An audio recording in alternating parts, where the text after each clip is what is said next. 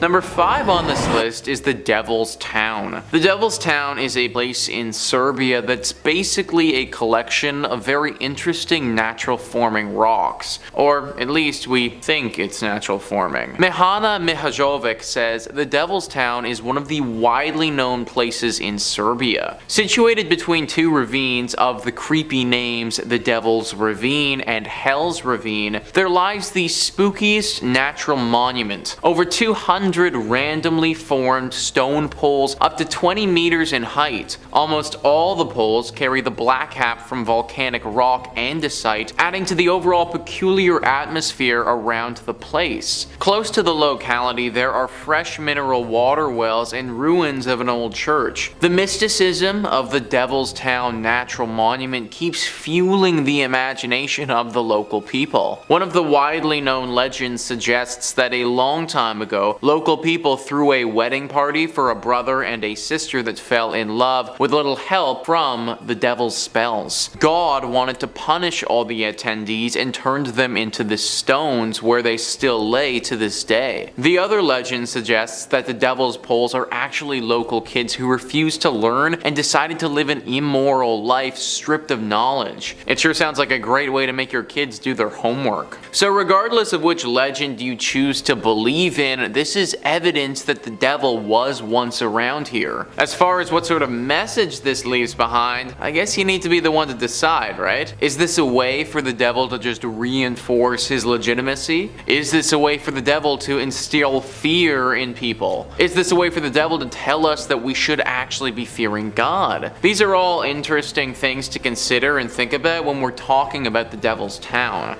I will say something and give the devil a little credit. If these rocks were actually formed by him and some devilish activity, then honestly, nice work, man. They're very cool and made a strong push to become part of the 7 natural wonders of the world. Maybe people decided to leave them out of that list though, because promoting something created by the devil himself might not be the best idea. Comment down below what you guys think this weird and creepy formation of rocks could truly mean. Number 4 on this list is Hotel California. Hotel California is right up there as being one of rock's best songs ever. I feel like I have a very special connection to the Eagles classic because I remember in 10th grade or sometime in high school, I had to do a project breaking down a classic song and looking at the lyrics and really evaluating them. I decided to do mine on Hotel California, and it was through this project that I learned something very interesting about this piece of music. Hotel California may have been partly written by the devil. Thoman says it's not only on Halloween that you can expect the devil to be up to no good in the background. For example, with the super hit Hotel California by the Eagles, when played in reverse, the secret message says, "Satan, he hears this. He had me believe, incredible or verifiable." Was the ruler of hell involved making the Eagles' greatest hits album the best-selling album of the 20th century in the US? Now this is the message you get when you play it backwards, but you don't even need to play it backwards to get some pretty weird messages just listening to it in general. The whole song itself is a complete trip. One line in the song says, "This could be heaven or this could be hell." Another line says, "We are all just prisoners here of our own device." And finally the song finishes by saying, "You can check out any time you like, but you can never leave." The whole song itself could be one big metaphor for hell, let alone the secret message in the song that you hear when you listen to it in reverse. What do you guys think? Was this actually the work from the devil? Number 3 on this list is the Devas. The Devas actually come from the religion Zoroastrianism and are part of that religion's demonic entities. If you're unfamiliar with that religion, then just know that it is one of the oldest religions ever and is still being practiced today. Well, there are tons of messages in scripture and artwork describing these demons that basically act as warning messages to all who may have the misfortune of running into them.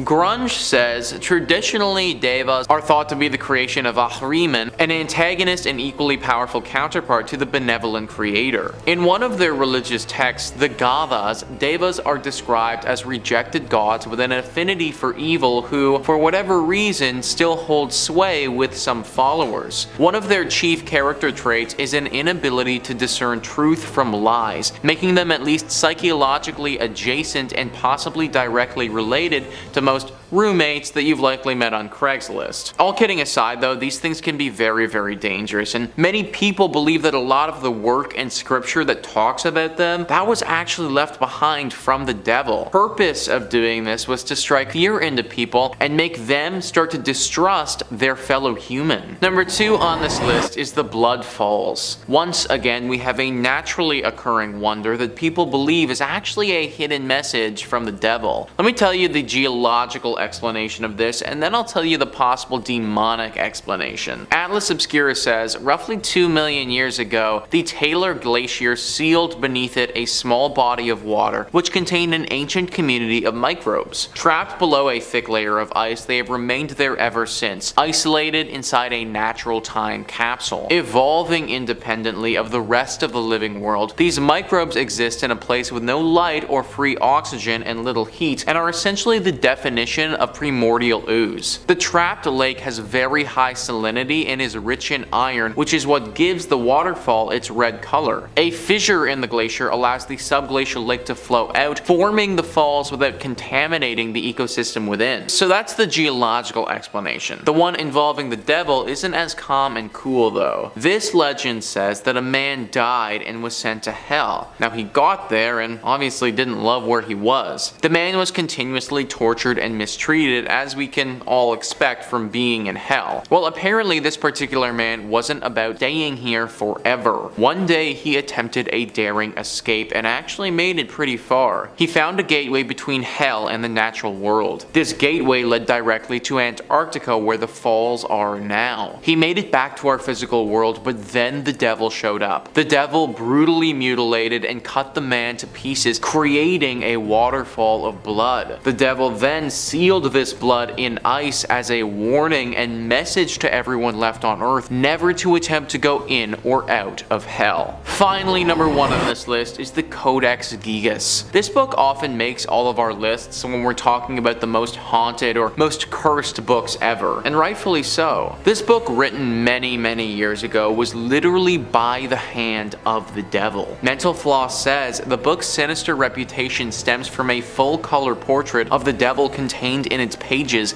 and a legend about how the image got there. According to folklore, the book is the work of a monk, possibly Hermanus Hermitas or Herman the Recluse, who had broken his vows and been sentenced to be walled up alive in the monastery. He struck a deal to save himself. If, over the course of a single night, he could write a book containing all the world's knowledge, his life would be spared. When he realized the task was impossible, the monk sold his soul to the devil, who helped him finish the book and signed it with the now infamous portrait. Now, I'd love to tell you guys what message the devil left for us in here, but that would require me to read the book myself, which I have absolutely no intention of ever doing. Legends have been told of people becoming insane and losing their minds and all sense of reality after reading it. So, even if I did read it with the intention of relaying the messages to you guys, I don't know if I'd even be capable of doing so. It's been kept in Sweden's National Library and has been there for several hundred years if you guys wanted to go and give it a read. I don't recommend it. Number 5 on this list is the purple golf cart. Never would I have thought that a purple golf cart would be so scary, but in this case, it absolutely is. Jeremy is a 31-year-old man who just over a decade ago lost his father. On the day that his father died, though, he received a crazy message, one that haunts him to this day. It was early in the morning and Jeremy was on his way to work. His phone rang. It was an unknown caller. Jeremy picked it up anyways. He said hello, but at first the line was flat. He could tell that somebody was on the other end, but they didn't say anything back at all. He said hello again and nothing. Just as he was about to hang up, a muffled voice that sounded very similar to his father's spoke up. His father's voice was soft and there was something wrong. It almost felt as if his father was being forced to speak. He told Jeremy to beware the purple golf cart and that if he saw it, it meant that he was going to go straight to hell. Then, before Jeremy could ask any questions, a loud, maniacal laugh was heard over the receiver and the phone hung up.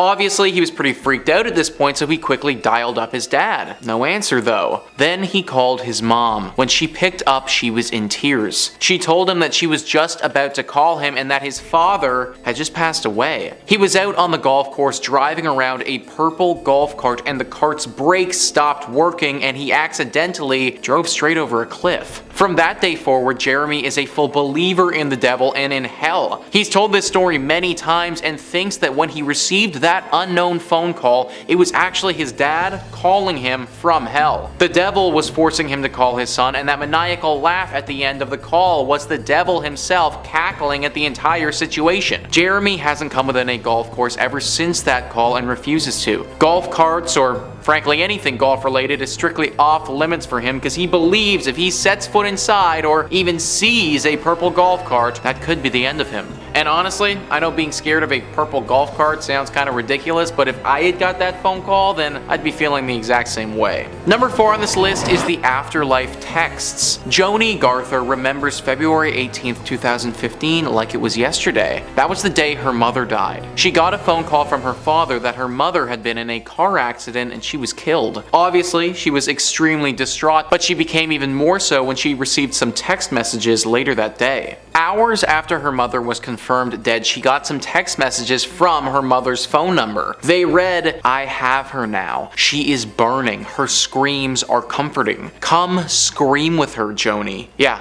Pretty unsettling, especially when this is coming from your dead mother's phone. They checked her mother's phone and nothing was there, no record of these messages at all. The police investigated, but they couldn't find anything significant either. Joni has never been able to get over those messages and they've haunted her for a long time. She's pretty sure that it was the devil messaging her and that her mother was with him. Number 3 on this list is the Exorcism. Stephen Rossetti is a priest and psychologist and is a well-respected member in the community, having appeared on many talk shows before. He's well known for performing an absolute boatload of exorcisms. Like, this dude knows how to exorcise a demon. In fact, Stephen performs roughly 20 exorcisms per week and he has a literal whole crew that travels with him to help him do this. We're talking about the Drake of exorcist people here. Because he's so well known in this exorcist community, it's fair to assume that the demonic community, if there even is one of those, knows about him well and probably isn't too fond of him. Well, that has certainly been made abundantly clear, especially from the text messages that he received from potentially the devil. In one of his more recent exorcisms where he dealt with a teenage girl, the family of this girl, and him included, got some super scary and very threatening messages. The messages read, "Her torments start now, priests, all night. While you and that friend of yours sleep, we will make her bleed.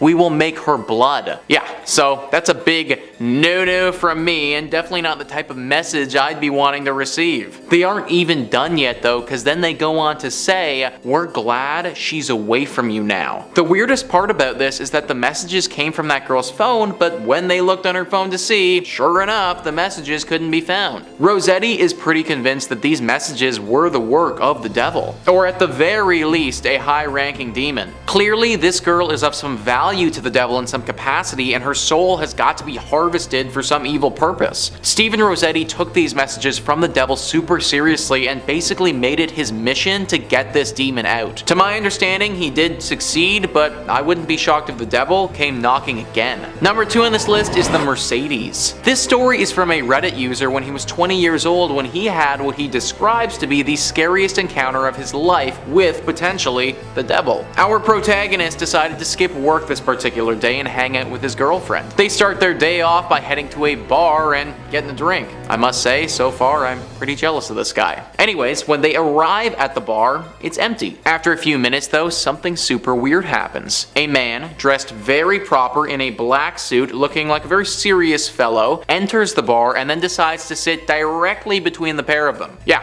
Pretty creepy considering the entire place is empty. So now they're separated by this dude, but before they say anything at all, the man starts running his fingers on the table. He does this in a way that hypnotizes both our guy and his girlfriend. Then this weird guy says, "I notice you're a man who pays attention to detail. I'm also a man who pays attention to detail." Our guy snaps out of his trance and then notices that this dude sitting between them has piercing gray eyes, long fingernails, and keeps licking his lips. At this point, he tells his girlfriend to go to the washroom. She does so immediately, also sensing that something might not be right. Right as his girlfriend leaves, the man turns to him and says, "You were supposed to go fishing today. If you had, I would have drowned you in that ocean. We've been watching you." At that moment, apparently the man then uttered some guttural shriek-like language that didn't make any sense. Our protagonist got up to leave at this point, but before he could, the man grabbed him and said that the next time you see me, I'll be in a black Mercedes and the license plate will say Utopia. To this day, he is deathly scared of Mercedes cars and even looking at the license plate of any vehicle, swearing that he saw the devil that day back in the bar. And finally, number 1 on this list is the bus rider. A young girl named Victoria was just trying to get home one evening when she believed she was confronted by the devil. She just finished working a long shift at her restaurant and was waiting for the bus. She got on and moved to the back. At the back of the bus, though, there was a very strange looking man. He was muttering to himself and acting rather crazy. Now, this isn't completely uncommon on public transit. I feel like we've all been on a bus with a crazy dude before, but this was a little different. His mannerisms didn't look human, and the words he was saying, they didn't make any sense. Then, all of a sudden, he started screaming and the lights on the bus flickered. The bus pulled to the side of the road and Victoria and the few other people on board quickly got off, but so did this man.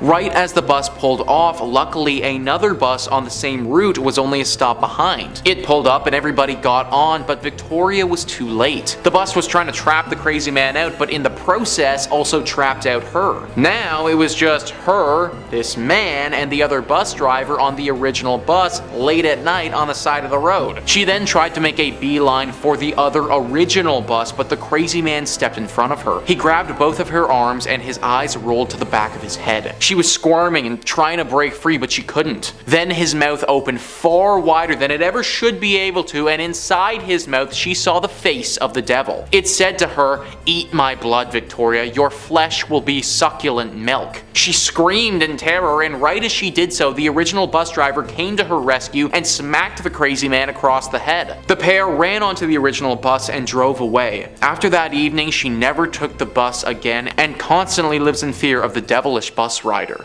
Number 5 on this list is Weirdo. This one's a bit weird.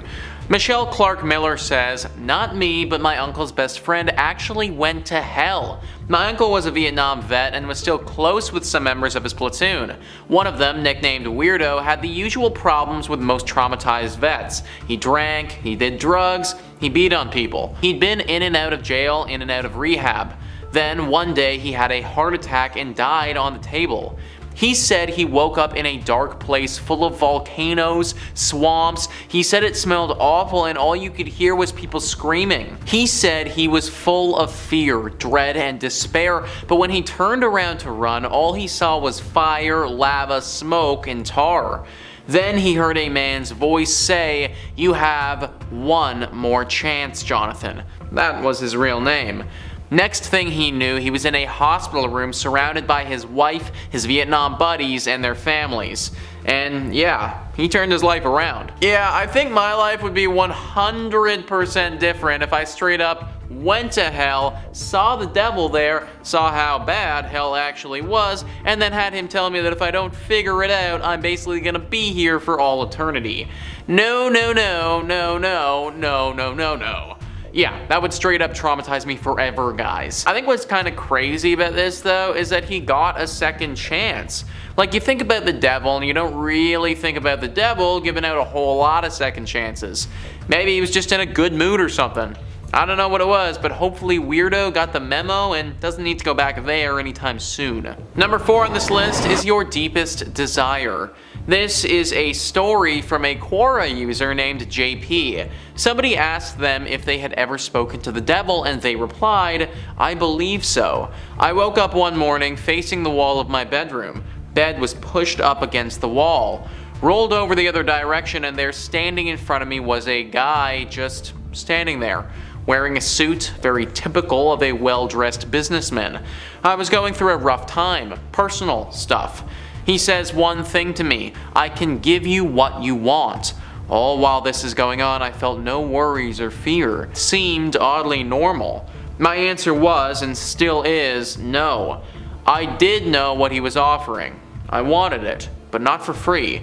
I had no belief one way or another about God at the time. I wouldn't say I didn't believe, I just never put much thought into religion. I can now say without a doubt God exists. Not because I've seen him or met him, but because I've met his enemy. My life has never been the same. I feel now without any choice of my own. I live with one foot in the spirit and one foot in the real world. Wish I could go back to being ignorant. And for that reason alone, I am happy to have never faced the devil head on like JP has. All innocence is gone from you after you see and hear something like that. Now you know that everything you do, you are being watched by the devil and also by God too. Pretty scary thing to wake up to there. Number 3 on this list is the purple golf cart. So I told this story in another video we did talking about the devil, but I have to tell it again considering how terrifying it actually is. Jeremy is a 31-year-old man who just over a decade ago lost his father. On that day, the one of the death though, he received a crazy message, one that haunts him to this day. It was early in the morning and Jeremy was on his way to work. His phone rang, he didn't know the number. Jeremy picked it up. He said hello. No response, the line was flat. He could tell that someone was on the other end, but they didn't say anything back. He said hello again. Nothing. He thinks, okay, butt dial, and is about to hang up when a muffled voice comes up. The voice sounded identical to his father's. His father's voice was soft and there was something wrong. It almost felt as if his father was being forced to speak. He told Jeremy to beware of the purple golf cart and that if he saw it, it meant that he was going straight to hell. Before Jeremy could ask any questions, a loud maniacal laugh was heard over the receiver and the phone hung up. He was rightfully freaked out at this point, so he quickly dialed up to his dad. No answer. Then he called his mother. She picked up and he heard sobbing. She told him that she was just about to call him and that his father had just died. He was out on the golf course driving around a purple golf cart and the cart's brakes stopped working. He accidentally drove straight off of a cliff. From that day forward, Jeremy is a full believer in the devil and in hell. He's told his story many times and thinks that when he received that unknown phone call, it was actually his dad calling him from hell. The devil was forcing him to call his son, and that maniacal laugh at the end of the call was the devil himself loving the brutality of it all. Jeremy hasn't come within a golf course ever since that call and refuses to. Golf carts, or frankly anything golf related, is strictly off limits for him. If he touches or even sees a purple golf cart, that could be the end. And honestly, I know being scared of a purple golf cart sounds kind of ridiculous, but if I got that phone call, then I'd be feeling the exact same way. Number 2 on this list is I can't wait. I can't wait. Those are the words that Serena heard back in 2011 when she had a face-to-face encounter with the devil. She was snorkeling out in Australia at the time. She was a regular and knew her way around the reef. This time though, she made an almost fatal mistake. She was stung by a creature that did not want to be disturbed. Her whole body froze up and it went into shock. Her one friend, who was snorkeling with her, noticed after a few minutes and dragged her to shore. At this point though, she had taken in so much water and the sting was really bad. She was fading very fast. While her friend called the ambulance and tried to get help, Serena was in her own world entirely. That world was hell. Serena traveled to hell and was standing on top of a mountain looking down at the flames and death below. People strung up getting abused by demons of all shapes and sizes. The torture was horrible and the screams were even worse. Shadow creatures flew and circled around the skies and clouds shot down lightning that was actually fire. It was truly hell being there. Then the entire world started to shift and a giant creature that Serena could only imagine was the devil took shape in the sky. It smiled and cackled and looked straight at her. Then it said, "I can't wait to meet you, Serena. See you very soon." And just like that, her eyes opened and she saw a paramedic reviving her on the beach. She had died for a little bit there and went to hell, and the devil himself stopped in to tell her how excited he was to meet her. Since then, Serena has quit snorkeling completely, probably for the best after an experience like that. And finally, number 1 on this list is the end. The devil has a lot of powers. We probably don't even know what they all are, to be honest, considering most people who deal with the devil don't last long enough to tell us about them. Either way, he is clearly a very powerful creature, and knowing when the world will end, that could be one of his capabilities. Well, apparently Bill Madigan had a run-in with him, and he told him just that. Bill was walking around the Black Forest in Germany, a haunted forest that we've actually talked a lot about on this channel before. He was hiking around when he saw some bright red glowing in the distance. He approached it and realized something was very wrong. He decided that he wanted to turn around and got a bad feeling, but his body actually wouldn't let him. His feet just kept walking in the direction of the light even though he wanted to stop. Finally, he got to the source of the light and he saw what he can only believe to be the devil performing some very sick and sadistic rituals that I can't even get into deep detail about because it's that bad. The devil looked at Bill right in his eyes and told him that he could take his life now, but instead of doing that, he wanted Bill to see his grand finale. He also told Bill that he wouldn't have to wait very long, only 2 decades from now his grand finale would be revealed. This happened back in 2016, so if we do the math, that would mean that the world might end in 2036. That doesn't leave us a whole lot of time, folks.